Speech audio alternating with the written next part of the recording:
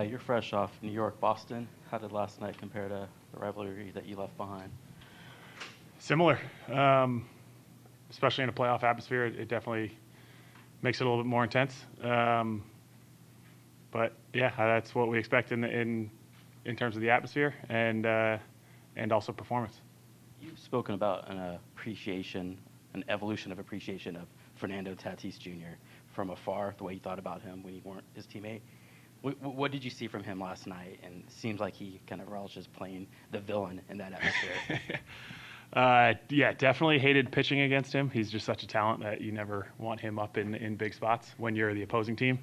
But as a player, I mean, the guy does not shy away from the moment. And one thing that I admire about him is when he does succeed, which is often, he's celebrating with his teammates. It's never to show up another team or another player. It's like he's just having fun with his teammates, and that's something that I didn't realize when I was playing against him. But as a teammate, he's absolutely incredible. What could you learn from watching Yu Darvish pitch to that lineup yesterday? Yeah, I mean, that's why Darvish has had such a decorated career. His demeanor in big games and big spots is something that I'll always admire. I try to be as stoic as possible, but sometimes the emotions get to me. Doesn't seem like it affects Darvish. And even knowing going into that game, if we lose that game, we're down 2-0. It's a big uphill battle for us. So having the composure that he did and how dominant he was, it's always impressive to watch him work.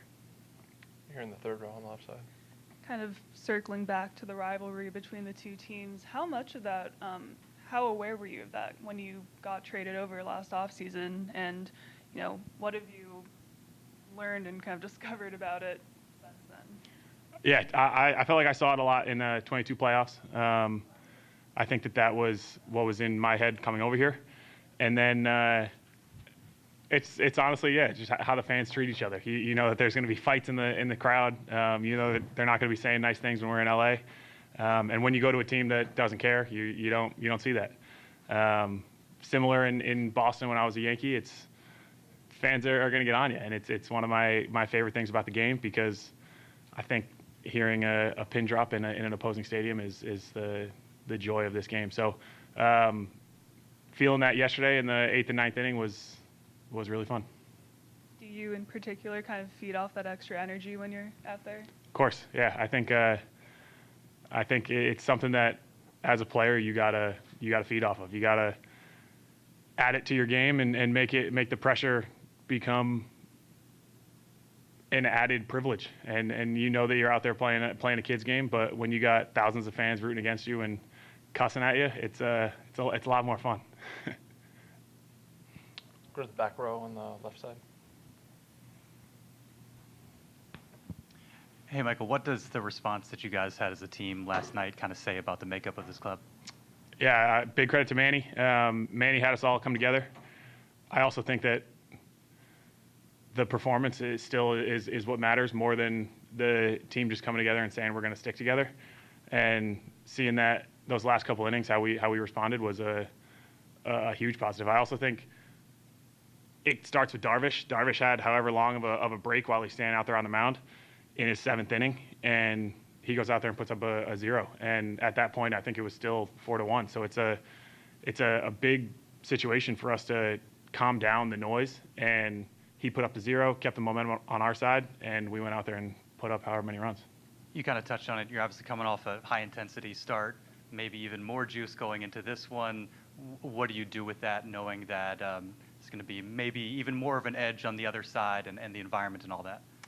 Yeah, I think I know I joked in my first one that my pitch count would have to be up a little bit. I think with the opposing team coming in, it'll be a little bit louder. I know that these fans show out, and they're definitely going to make it an uncomfortable environment for the Dodgers. And then what do you do with the success of your last start? Is it a confidence booster, or are you the type of guy that just flush it and kind of on to the next one? I'll definitely take a little bit of confidence from it, but definitely needs to be flush because it's a totally different team. You know, I got a totally different approach. I can't use the same sequences, can't use the same pitches to a lot of these hitters.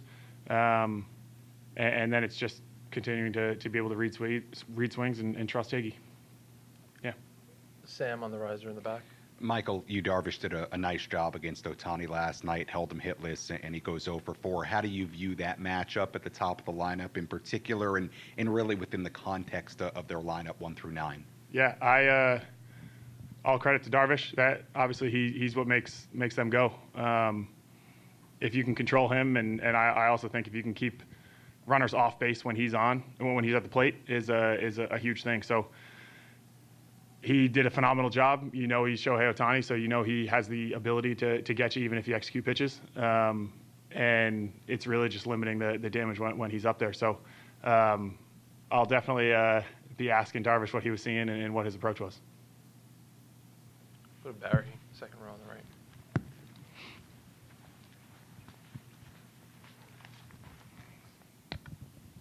Hey, Mike. So last night was kind of like I've seen it at a regular Wednesday night at Yankee Stadium. How would you compare the two?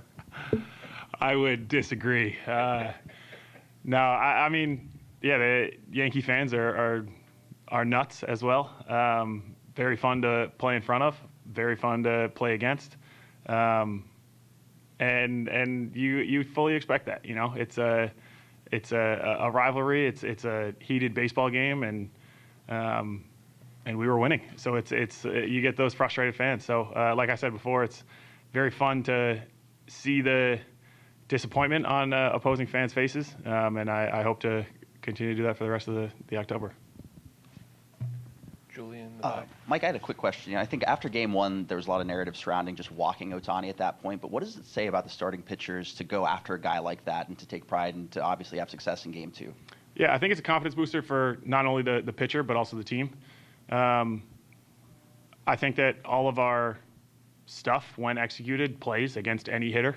Obviously, Ohtani's probably the best in the game, but it's that competing factor, and they still have Mookie and Freddie and Teoscar behind them. So, yes, you don't want Ohtani to be the guy that beats you, but you also have to be able to execute because you don't want to have to face those three guys with him on base, especially with the speed that he has. So it's a game that needs to be played, but I also think it's a confidence booster to be able to get a guy like that out.